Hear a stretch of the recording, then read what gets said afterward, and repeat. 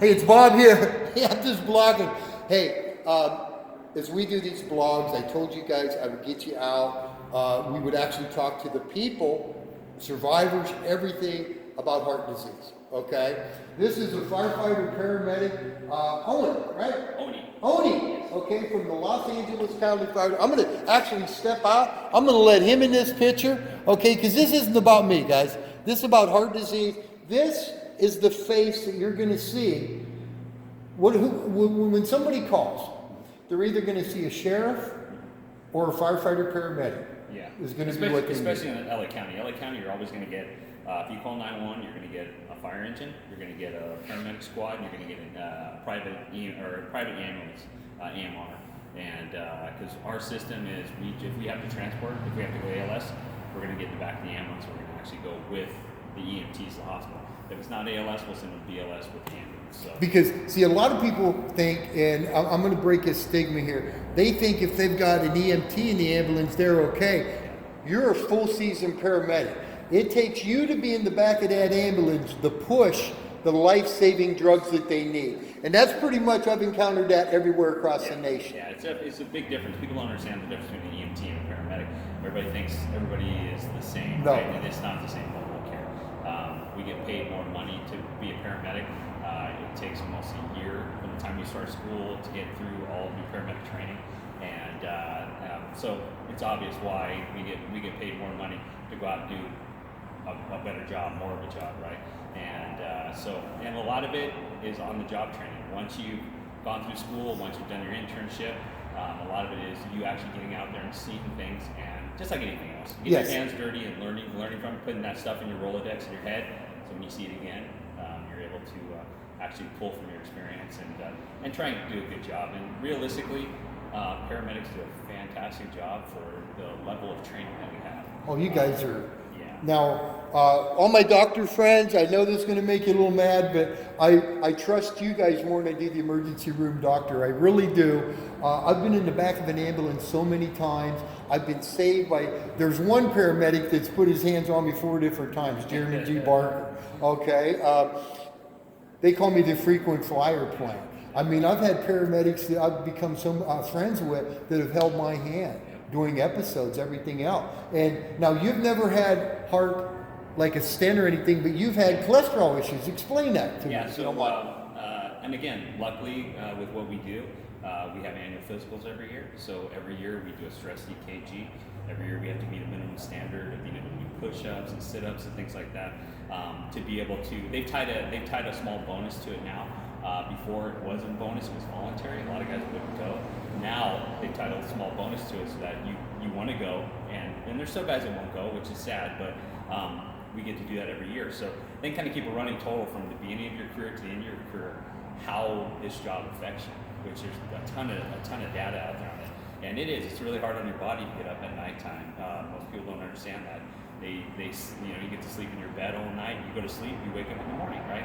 Or depending on how busy the station you're at, you can get, I worked in the desert at 33 for 7 years on the squad, and there was nights when you didn't sleep at all, which is most of the nights, and then some nights you might get half hour to an hour at a shot, and it does, it wears on your body, it beats you up, and so yeah, one of the years, 10 years ago when I went for my annual physical, during my stress EKG, I had an abnormality on my EKG, and our department's really good about taking that, and they'll send you down to Harbor, and they'll do a heart scan. So they'll inject you with the dye, and they'll actually do a heart scan. And then from there, you'll be with a cardiologist, so explain to you what's going on. I came back with a calcium score at the time it was 6, and since then, every time I've been checked again 2 other times, and it stayed at 6 because they put me on Lipitor. And again, just through hereditary things, no matter what I do, my cholesterol always ran high, no matter what kind of shape I was in. If I was the leanest I've ever been or the heaviest I've ever been, it's always been exactly the same. And Now, you don't mind if I ask, how old are you? I'm 49. Did you look good for 49 years old? I'm going to tell you that right now. Especially with the 6% calcium score, right? Or 6 calcium score, right? So, But your station is one of the busiest in the Santa Clarita area, okay, from what I've been told. That's why I came. And I also hear through the grapevine, you know how that is, okay, everybody talks, that you go on more chest-related calls than pretty much anybody up in this area, Canyon Country, stuff like that. Yeah, you tend to it tends to go by the demographic of where you're at. So when you have a more established community that has a lot of older people that are retired, things like that, then yeah, we're going to end up pulling on more people with cardiac history. And again, like you said, this guy's holding your hand. There's plenty of times that we're sitting there holding someone's hand. We just had a guy last shift that was at emergent care. We called the urgent care. He's having an MI, and their 12 lead said it, my 12 lead said it. So on the way in the hospital, we're trying to explain to him, okay, this is what's going to happen. When we get there, there's going to be a lot of people there because they're going to take you straight to the cath lab, and they're going to look and see what it is they can. They're going to put a stent in, and try to ease their anxiety a little bit because I've been able to go in and watch them, go to the cath lab and watch them from start to finish, and I'm not doing my part if I don't explain something to somebody because it is so fast paced and it's scary, and because we really in and all of a sudden there's 25 people there and doctors ask you tons of questions and everything, and so if we get a chance to at least talk to them a little bit, explain what's going on. Listen, I see that you're having an issue with your heart. This is why I'm giving you the medication I'm giving you. And this is what it's supposed to do. And he was a classic example. The 12 lead that they initially took prior to getting the nitroglycerin was way worse than the 12 lead I took, and it was even less worse when they took it at the hospital because it had opened up some of the coronary arteries. So it doesn't. Obviously his heart's not not in as much distress, right? You're able to reoxygenate the heart. But yeah, so we got him in there. They took him to the cath lab, and that's what they always measure it at, from the time that somebody calls 911 to the time we get them in the cath lab. So we're trying to get that as short as possible too, because again, time is muscle. So the longer that they're having that infarct, the longer that they're not getting oxygen to their heart, the more tissue dies. You get enough tissue die, and you die. So you're trying to quality of life wise. We get them in there, get them opened up. The faster we can get them in there, the faster they can get them opened up, the better life expectancy they have and the better quality of life they have, right? So you're always trying to, give them the best care you can. And sometimes the best care is me just holding someone's hand and telling them it's going to be okay. Really? And us walking through the door, the anxiety level for people goes down. Just us walking through the door, and because I tell them, like, it's going to be okay. It's going to be okay. We're going to take good care of you, and we want to treat them like they're your family, because that's what I expect for somebody to treat my family, right? And again, that anxiety issue is huge, right? It's their worst day of their life. Even though it might not be the worst call when you walk in, it's still the worst day of their life most of the time. So it's incumbent on us to actually, try to help them out and calm them down a little bit. Plus, it helps the whole situation for their body, right? And I tell people that it's like the more you can calm down, the more you can relax, the less stress you're putting on yourself, the slower your heart can, get your heart rate down a little bit, and it helps everything. It helps everything. But again, that's what we do, right? And I don't think people realize that. If you want, no, they don't. That's why I tell people, you're going to see these faces. These are the faces that's going to help you. That's why I said you're either going to see a sheriff, you're going to see but you're definitely going to see a paramedic firefighter when you go down. You're going to see somebody, right? Now, if you had anything to say to the general public out there, since you do have cholesterol issues, I mean, you talk privately off camera, what would you tell somebody to save their life? Go have an annual physical. People, everybody has insurance. Use your insurance. Go have your cholesterol. Go have your blood work done. Have everything checked, and let them find things early on. People are so afraid of them finding something bad, and it's like, wouldn't you rather them find it early and treat it than to find it when you drop dead and you die, right? And my wife gets an annual physical every year.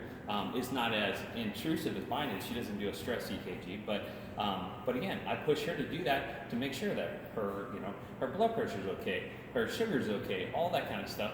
And because most people don't realize they're diabetic until it's too late. Well, until we get called, or we get called out and they're having an issue, and we check their sugar and like, wow, your sugar's 400. You're not a diabetic? No. Okay, but they've had a ton of symptoms, and it's like, well, hate to break this to you, but you're diabetic, right? And it's through either poor habits. A lot of people, way overeat, and they put a lot of sugar in their body, and they overdrive their body's ability to maintain, what it should. Stress is a big issue. Yeah, too. stress, and you add all that stuff together, and especially with like COVID now, they're talking about all these comorbidities, right? And it's like you're putting yourself into that group when you're overweight and your blood pressure is high, and you turn yourself into a diabetic. I mean, type 1 diabetics, it's through no fault of their own, their body just, it was that way, right? But a lot of people can make themselves into a diabetic by being heavy and overeating and all that stuff. So, And since we're on that path, you end up with sugar diabetes, and me and you both know from sitting here, it's usually going to end up with heart problems. Oh, definitely. And especially with people with heart problems, it goes from the heart to the kidneys. Okay, because me, I'm at stage 3 and stage 3. Okay, so the number one thing that you have to tell people is make sure you do an annual physical. yeah, annual physical and take care of yourself. Because you'd much rather see them on the street and say hello to them than have to hold their hand, right? Yeah, not only that, but just, again, you don't have to go out and go to the gym every day. Go out for a walk. I mean, there's so many things you can do to help yourself. A little bit of exercise, and you know what? You don't have to eat a little bit slower, chew your food a little bit longer, give your stomach a chance to let your brain know that you're full, and don't overeat, right? I mean, that's, and again, you watch these shows that they have on TV where, Biggest Loser and stuff like that, and it's like, it shows you that people can make a difference. They just have to want to make a difference. Yeah, they want to right? make a difference. And again, most of us have families and stuff. And it's like, if you're not going to do it for yourself, do it for your family, right? Take care of yourself. That is the best thing I've heard right there. Yeah. Not only for yourself, do it for your family. Yeah, because again, you want to be around. Because throughout these interviews I'm going to be doing, okay, I'm not only going to do them with you, I'm going to do them with engineers, okay, other paramedics, firefighters, doctors, heart surgeons. But one of the number one things I want to do it with is survivors. And then I want to show families that their loved one didn't make it. Yeah. I want them to see what that family had to go through because you didn't want to go and have yourself checked. And that's tough. And again, it didn't used to affect me so much when I was younger.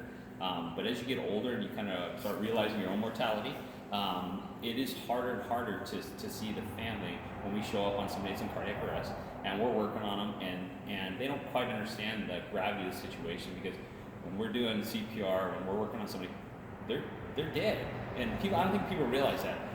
And again, we can do a lot of stuff, but people die for a reason.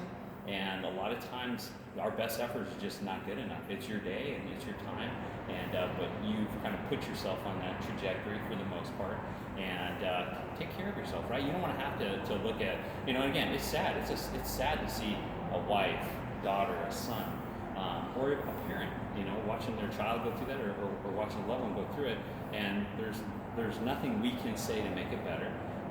There's nothing, that we can really do other than do our best. And sometimes it's not good enough, which is a sad situation, but we come and do everything we possibly can. But again, like I said, people got to do their part. You've got to wake up, and if you're overweight, try and lose some weight. Do something for yourself. Exercise a little bit, change your diet a little bit. And it doesn't have to be extremes. That's what everybody, I think that's probably what messes most people up. That people think, like, I have to go crazy, like somebody trying to stop smoking, right? I have to go cold turkey. No, you just have to do something to start, waning it back a little bit to where you can finally, get completely off of something or lose some weight. And everybody wants everything right now, and it's like, it doesn't happen right now. You didn't get. It's taking you years to get here. It's going to take you years to get back. You didn't get heavy overnight, so it's going to take time to. It's a long race, right? I mean, you got to pace yourself, and but people are so used to instant gratification nowadays. They want it like right now. I want to go get the lap band or something instead, because that'll be easier, right? Mm-hmm. And again, it's all up to you. It's in your head, your willpower, and you've got to want it more than you don't want it. And it's a sad fact. Most people, they don't want it until it's too late. They don't want to make changes until something drastic happens. And when something drastic happens, a lot of times you have irreversible damage that your quality of life is terrible afterwards, right? Somebody has blood clot. Ends up, depending on what kind of blood clot it is, you get pulmonary embolus, it can be turned into a stroke. There's so many things. And on my end, my 18-year-old son, his senior year in high school, he's an offensive lineman. When we had 5 games left in the season, he tore his ACL. We didn't know because he wore his knee braces. He hurt his knee. We knew that. He played the rest of the season. Just had the trainer tape his braces up. tighter. And so after the season was over, he kept having issues with it. So we finally got it checked out, and he did. He tore his ACL. So fast forward, going another 3 months, he has ACL reconstruction. They found out that he has some meniscus that they were able to suture back down and save. So they immobilized him for a month, and after the month, he started rehab and was going to physical therapy. Everything's going great. 3 months and a week after his ACL reconstruction, we weren't home. He called us and said he was having chest pain.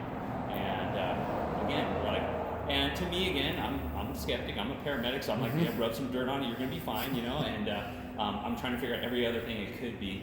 And finally, took him to the hospital, and he ended up, he had a DVT, so a deep vein thrombosis, that was from his groin to his ankle on that leg that he had surgery on, with no symptoms. He had no swelling, no redness, no pain. Well, what ended up happening, he had a chest pain because he had a clot break off, and he had what they call saddle pulmonary embolus, which almost killed him. Yeah. And so he was one of the few cases that had a pulmonary embolus at 18 that they gave TPA to, which is for strokes, and super expensive medication. And of course, it's COVID time, so he's in the hospital for a week, and we can't go see him. He's, and it tore my wife up because we're a mile from the hospital, and yours are 18-year-old baby. Yeah, I mean, come on, she goes into Mama Bear thing. Yeah. So, but again, it's one of those things. It's life changing. It's very rare, but it happened, and again, it was way out of the parameters of what normally happens. I mean, how come he didn't have symptoms in his leg, right? Why was it, 3.5 months or 3 months and a week after surgery that he had a clot break off and it became an embolus?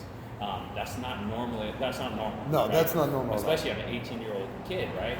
And is he active like that? Yeah. Now, yeah. how's he doing now? He was on blood. They put him on blood thinners. Okay. And excuse me. He a year on blood thinners. They pulled him because he had a scholarship to play football. So that kind of derailed that for a little while. They kept his scholarship intact. He went to school, and they pulled him off blood thinners. He ended up having a superficial clot, and I think part of it was because during COVID, we never really had a chance to rehab his knee the way that you're supposed to. Should have, yeah. And he's a big kid. He's 6'7", 300 pounds. He's a lineman. I know, right? Look at me. Yeah, you're my size. Holy yeah. So my wife's dad's 6'6", and so she passed that on to him. So he's a giant human being. And in fact, like when he had the embolus, they called us the next morning, and they wanted to put an IVC filter in, and so they put that in his inferior vena cava, which is obviously with blood return coming back up.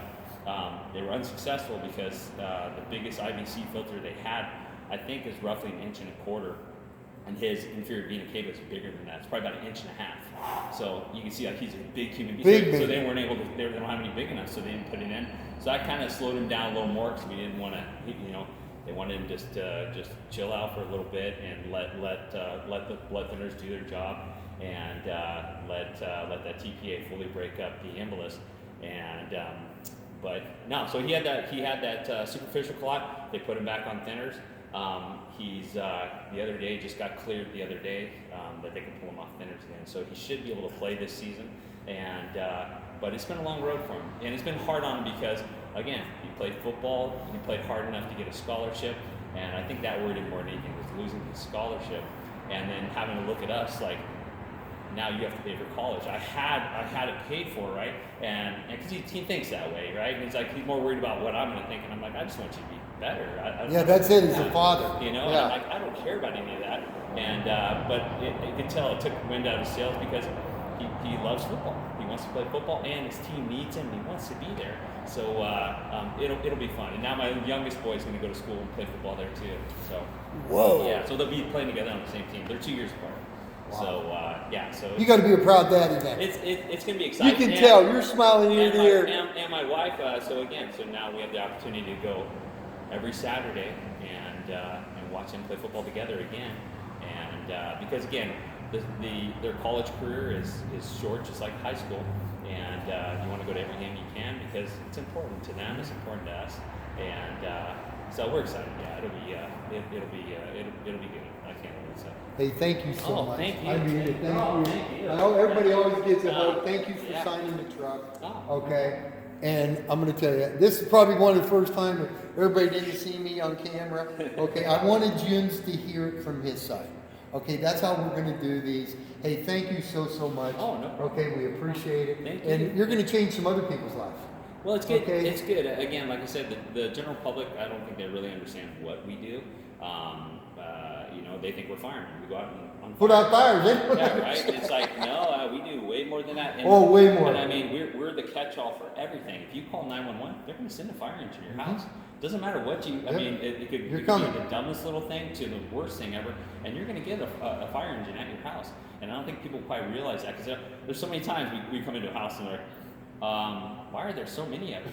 Well, you called 911. You know, we show up. You roll as a team. Yeah, we show up, right? And I'm glad you brought that up. Okay, now all of you out there, okay, that think that when you see these guys at the grocery store that you're buying their food. No. They pay for that themselves, okay? But that's why you see them all there. They have to roll as a team because if you need them, we're there. Yeah, Okay, so here's what I'm challenging everyone to do. Okay, when you see them in the grocery store, okay, pay it forward now instead of paying it forward like I had to after. That's why I'm doing what I'm doing. Okay, pay it forward. Pick up that tab. That's a small tab. That's just a meal for these guys. Pick it up. Believe me, you're going to feel better. Okay, these guys, most of them work 2 and 3 jobs. I don't know too many firemen don't work 2 and 3 jobs. Yeah, or either that or you're picking up after shifts. Staffing wise, they're forcing you to work, and it is what it is. You know, I mean, that's what we sign up for. And we miss a lot of birthdays, we miss a lot of holidays, and because somebody has to be in this seat before somebody else can go home. That's right. It's constant staffing, which is rare. It's not like that anywhere else. So I can't go home until some guy comes and fills my spot. And with COVID right now, they're testing guys every day, so you might not get to go home for 3, 4, 5, 6 days. And which now your wife has to be a single parent. You know, it's she has to take up every day. Yeah. You know, I really appreciate you guys. No I hope you know that. Thank you. I truly love you guys because without guys just like you, I would not have never seen my grandchildren. Thank you. Okay, so thank you again very much. Thank you. Okay, everyone, remember to tune in bobquicksjourneys.com. There's going to be a lot more videos like this where I'm going to stand behind. You don't have to listen to me. I've talked to you for years. It's time for me to let the voice through them be heard. Okay, now remember what I challenged you to. Pick up the tab for food. Okay, it's a small thing. Believe me, it ain't going to hurt. Okay, it ain't going to hurt at all. Everyone have a wonderful day. Bob out of here from Station 73 at Los Angeles County Fire Department. And we're right now in what? Santa Cruz or Canyon Country? They call this area Newhall. Newhall. Okay, we're in Newhall. If you're ever out in Newhall, remember this is one of the busiest stations in this area. And plus, they got a beautiful thing called here, the Newhall Ranch. Go check it out, guys. You'll love it. Everyone have a good day. Bob out of here. Bye-bye.